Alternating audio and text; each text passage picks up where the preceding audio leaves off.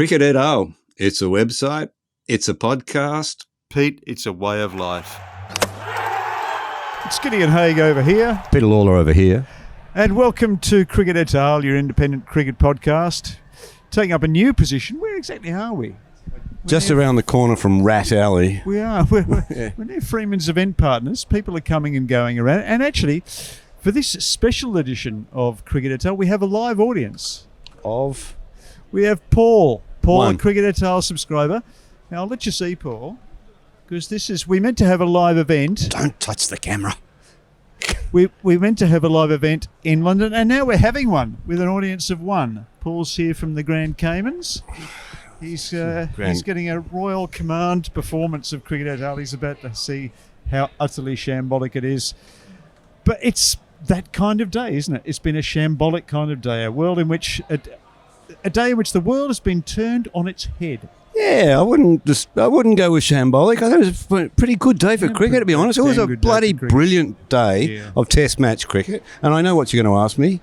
In what position do we find ourselves at the end? What position do we find ourselves in? Apart from just around the corner from Rat Alley, where, South Africa are, somewhat surprisingly, 2 for 213 and need 69 runs to win and get their hands on their first ICC event. Really? Since the under-9 trophy. Yeah. Since the under-19s World Cup in 2014, in which Aiden Markram played. And it's interesting that, isn't it? Because Aiden Markram brought up his century just before That is Stumps. a great get. That is a great get. Well done. Thank you. You've been burrowing deep into the stats lab. It is. I have. And Temba Bavuma, so Aiden Markram's 102 not out. Temba Bavuma, he's captain, has limped his way to 65 not out. And dare I say, not even South Africa could lose from here.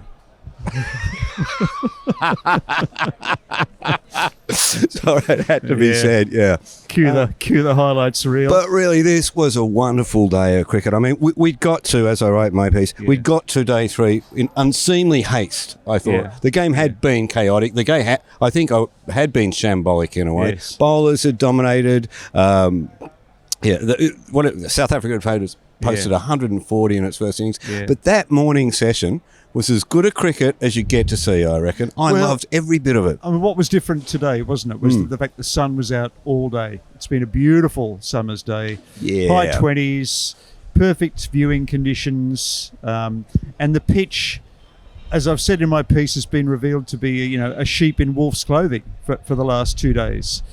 So have you gone wolf? I've gone wolf, yeah. Oh, God, so have I. Have you gone wolf? I've got huff and puff and blow houses down. We've got to read our copy before we send it out, don't we? Yeah, okay. Anyway, it's... I think the players have sensed that. The number of edges that have fallen short of the cordon in this game, I can't remember quite so many in a test match. Except for the ones that didn't. Yeah, except for the ones that didn't. We'll get to that. We'll get to that. You saw today the Australians before play, they were actually rehearsing fielding in helmets, which is something the South Africans had done yesterday, trying to get closer to the bat to ensure those edges carried. Last night, of course, Marco Jansen missed Mitchell Starc when he was on 14. That looked like it might have a very considerable impact today, as Starc and Hazlewood extended their partnership almost to lunch. Describe that last wicket partnership by Starc and Hazlewood to me, Pete. It's just... How would I describe it? It was a reassuring, measured, just everybody stop running, everybody settle down. This isn't as hard as it looks, and for fuck's sake, do we have to do it? Do we have to show you how to bat on this pitch? I was really impressed by Starc, who led the way. Yes. I mean, when you saw Nathan Lyon disappear after they'd added 4 runs and were, about 222 in front, I thought, Starc, he's going to go the tonk here, isn't he? Because he's only got Hazlewood at the other end. And let's not forget that his captain had gone the tonk the night before. Yeah. Yep. And it hadn't paid off at all. But no, Starc stayed very measured in the moment, backed his mate at the other end, who lived up to that, didn't he? They both looked really good at the wicket. They both batted with control. I barely saw a false shot. I barely saw a rash shot. And then... I saw some very good shots, including Hazlewood play that little ramp over the slips at one point. I mean, who does you think he is? Sachin bloody Tendulkar. Starkey played a lovely leg glance. Yeah.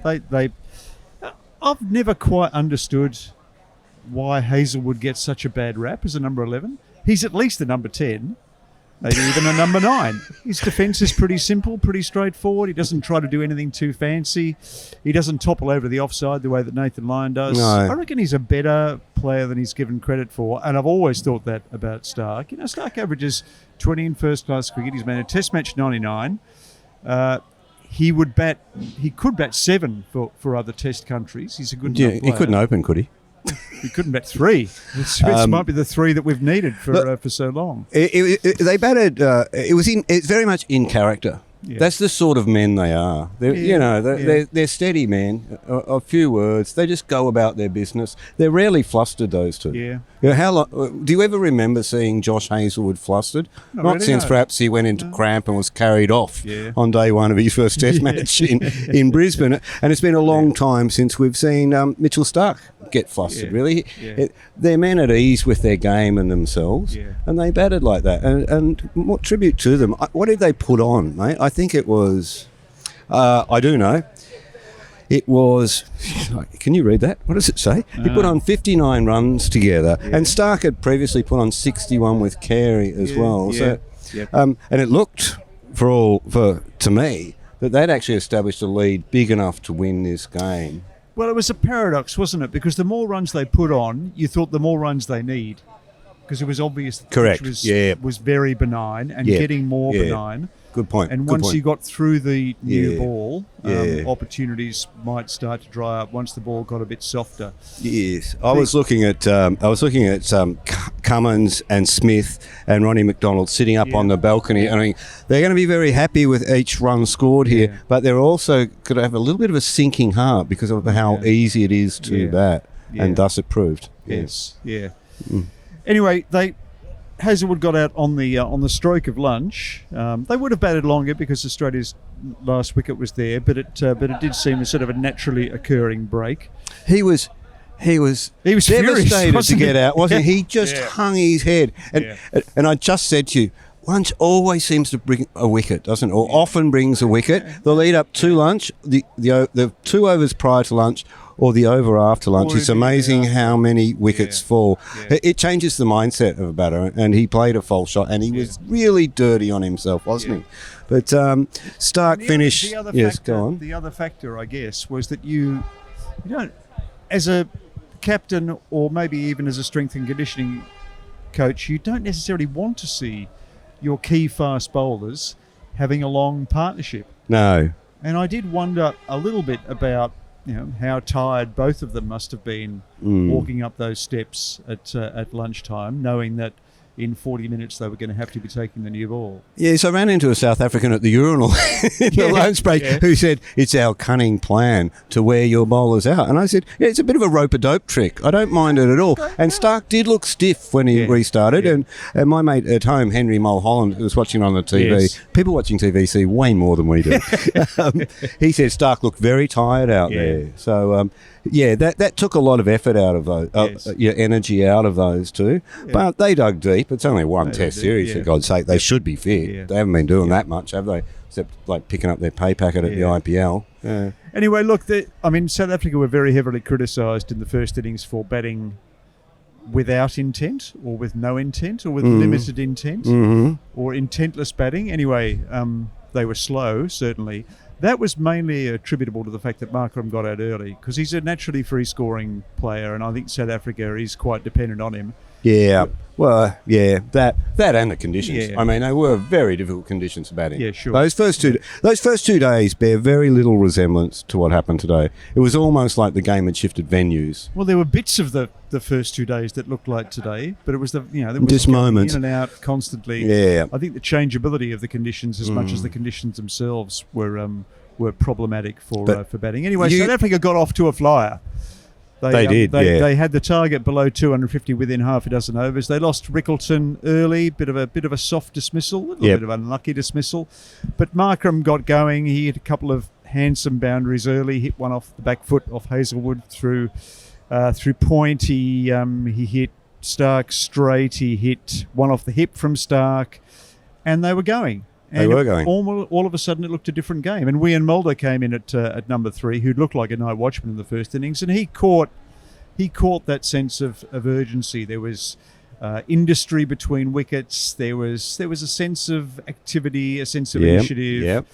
And Australia did kind of struggle to find a strategy to counteract that. It felt like they were reaching, didn't you? A Yeah. little bit, yeah. And to give South Africa their due, they took advantage of that, and they hit 4s when they needed to be hit. Yeah. They played with positive intent, Gideon. Okay. Positive All right. intent. Yeah. So old mate's gone. Where Mulder is dismissed. Stark Yeah. has 2 wickets. You think Australia Yes. are in this game big time. Yeah. Bavuma gets to 2, and what happens, Gideon? Okay. Well, I mean, as we saw with Mulder's dismissal, that it's that drive on the up that's causing batters problems. It's how Bavuma got out in the first innings, isn't it? Just driving caught- where the ball's not caught quite in there front of the 'cause wicket, ball's yep. sticking in the surface. Anyway, the Australians have been experimenting with their slip field. They'd not only brought the helmets out, but they'd started to stand bizarrely ahead of the keeper. I don't think I've ever seen that in a Test match before. Do you think they overthought it? No, I don't think I've I ever don't even think they thought it. Yeah. One of our cricket et al. Vigilant watchers was positioned square of the wicket. BH, thank you very much for the photo that's run with my piece today. You saw Khawaja and Smith out way ahead of where Carey was standing. One nick had gone between Khawaja and Carey, hadn't it, when Markram yes, was it had. 23? It fell just short and it slid away for 4, as quite a lot of things did today. But Smith had taken a position as a kind of crash test dummy at second slip, clearly thinking that if the ball's not going to carry, I'm going to have to go to it. Anyway, one lifted when Bavuma was 2 and South Africa were 2 for 76, flew chest high to Smith, who just simply picked it up late or couldn't position his hands to either catch or protect himself. It burst through the hands, broke the hand, possibly. Yeah. Was it a compound dislocation we're hearing? Yeah, it's a compound dislocation of the right pinky. I didn't see the replay close up, but I suspect it's one of those ones where you haven't quite got your hand up and it's hit you on the end of the finger. Did you see the slow-mo or something? I didn't see the slow-mo. I lack access to the Channel 7 commentary booth in this test. But I saw him walking off with that pinky looking like a bit of a mess, as mine was a few years ago for a caught and bowled. Yeah. I've broken a few fingers on my time. It does hurt. Yeah. Steve Smith, of course, never knowingly understated and made it look like his arm had been cut off and scuttled off. He was in serious pain. He was in serious pain. He knew he was in trouble before that ball hit the ground, I reckon. He didn't stop for a minute to sort of bemoan dropping the catch. He just looked, he signalled to somebody who was standing next to him, and he essentially ran for help, didn't he? Yeah. That hurt. He was holding his shoulder too, which I think transfers a lot of pain. Yeah.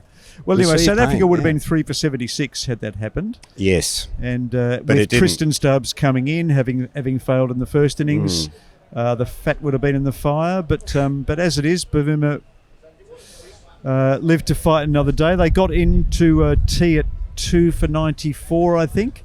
And then something else happened, Pete. What happened to Temba Bavuma's hammy? Oh, well, I think that happened before the tea break, actually. It did. Yeah. You saw him. They were running alertly and swiftly between the wickets. And sometimes when you're reaching for that bit of explosive acceleration, that's when you do yourself a mischief. And Bavuma immediately clutched for it. Looked very discomforted. The strength and conditioning staff came out at once. You did think it was a possibility that he might retire. It looked quite bad. Not entitled to a runner, of course, but when cometh the hour, cometh the man. Beware the wounded warrior. Gideon. Channeling Will Swanson there. Anyway, look, stayed till tea, came out after tea, and the partnership continued with remarkable smoothness. Markram was moving beautifully. He is a very, very handsome striker. But it's hard to believe that he averages 35 in Test cricket. Really, isn't he? He always got a stamp of quality. He bowls well. He catches well. He looks like a cricketer, doesn't he? But somehow, I don't think it's 7 years since we first saw him play against Australia. He looked like he would be the next great South African Test batter. hasn't quite fulfilled his potential. Played a lot of franchise cricket. Of course, South Africa in Test cricket has played a lot of 2-test series, which probably prevent him having the opportunities that players from other nations do. Anyways, had the opportunity in this game, and he's seized it with both hands. My only disappointment about where we're at the moment is I really want this one to go to the wire, down to the wire. I wouldn't mind this being won with with one wicket in the shed or lost, presumably. I don't mind. Rule that out, Pete. They are South Africa after all. Yes, where are you, Shane Warne, when we need you? But, have you had a good day? I have. The pitch. Oh, the pitch. I was going to ask you about your day, but okay, you want to talk about the pitch. The pitch has kind of weirdly set things up for a great conclusion, but it hasn't been great. With the lack of overhead assistance, bowling has looked very hard yakka. It's gone from a bit of a turkey shoot to something the opposite, whatever it is, the opposite of a turkey shoot. Maybe where the turkeys commit suicide or something like that. Feeding the chooks, is it? Anyway, they've really, these are world class bowlers, and they shouldn't really be struggling to get the ball to chest height. You've hardly seen a pull shot played in this game, have you? No, you haven't. Because the bowlers have realised that that's not really, that's not a paying option. Bavuma hit a beautiful 6 in the first innings when Cummins gave him the opportunity. But it sat up there for him, didn't it? Yeah, bang. It's been a one where you've hung back. Markram plays naturally late, so it's not a bad surface for him. Played some beautiful straight drives, didn't he, today? That delicious back cut of Stark down to third man. Cummins had 2 fielders positioned behind point on the boundary, and he bisected them absolutely perfectly. He was almost taking the piss with that shot. It was so beautifully executed. Yeah, I enjoyed the sort of auditory change during the day. Like nobody, there wasn't a sound in that first 2 hours. No. Barely a sound as Australia sort of just compiled runs. And if you were Australian, you were enjoying them sort of putting away their twigs, to build a little house later on for their nest, I guess it was. Yeah. But then, as South Africa's advanced through the day and it got clearer and clearer that they were really on top in this game, that crowd got so noisy. It's a heavily South African crowd, isn't it? Yeah. Yep. And they were cheering absolutely. Yeah. Defensive shots they were applauding. Yeah. Do you prefer singles they were cheering, and they virtually tumescent when either of the batters hit a boundary. Tumescent. Yeah. Okay. It's kind of like grade cricketer using big words. It's the highbrow version of the grade cricketer. Yeah. Okay. Have you had a good day? Tell people what have you been doing? Tell people a little bit about the fun you've been having, the gifts you've received. Well, actually, we should give a shout out to Jim from the Lockdown Bakery, who came all the way in today. From America? From North Carolina. North Carolina, via southwest London, I think. To deliver us some pastries. And pastries also for Jeff Lemon from The Final Word, which I duly passed on. And thank you very much to him. I'm certainly looking forward to tucking into those. I feel like I'm on BBC talking about the cakes we ate. We're Henry Blofeld. TMS vapours, aren't we? Yeah, yes. And look, it's been any day at Lords is a day nearer to cricket heaven, and the possibility of South Africa improbably taking an ICC event in Test cricket when they're not actually hosting a Test match in South Africa next season. Just saying. Yeah. Who needs those Test matches? And I've addressed this in my piece, but there was a lot of sneering at South Africa being here. They said, you haven't played anyone to get here. You've only played 12 games. Well, it wasn't their fault that they didn't play Australia or England, and it's not their fault that they've only played 12 Test matches.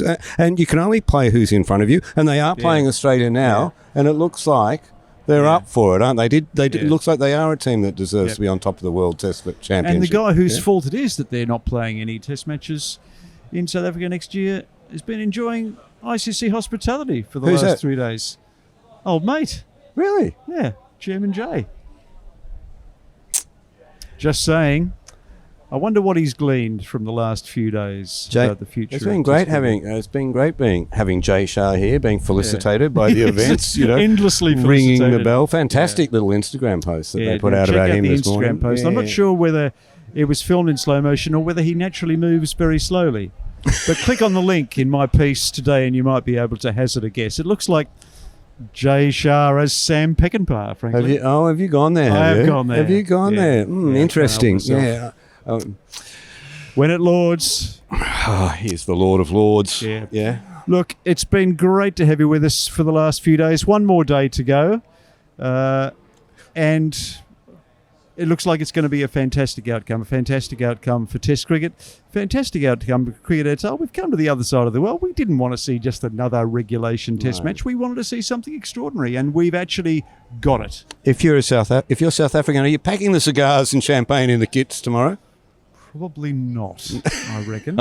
Yeah. No, they're very nervous in the box. But it's great to have all the South African correspondents over here too. They're getting quite excited, aren't they? They are, and a lot of them have paid, like us, paid their own way to get here. Yeah. And they are very excited, and good luck to them. I do not begrudge them it for a second. No. A few other countries I might begrudge it to. New Zealand, Cayman Islands. All right. Anyway, that's all we've got time for on Cricket at All. Been great to have you with us. We'll be back tomorrow night. But in the meantime, it's goodbye from me. And it's good night from him.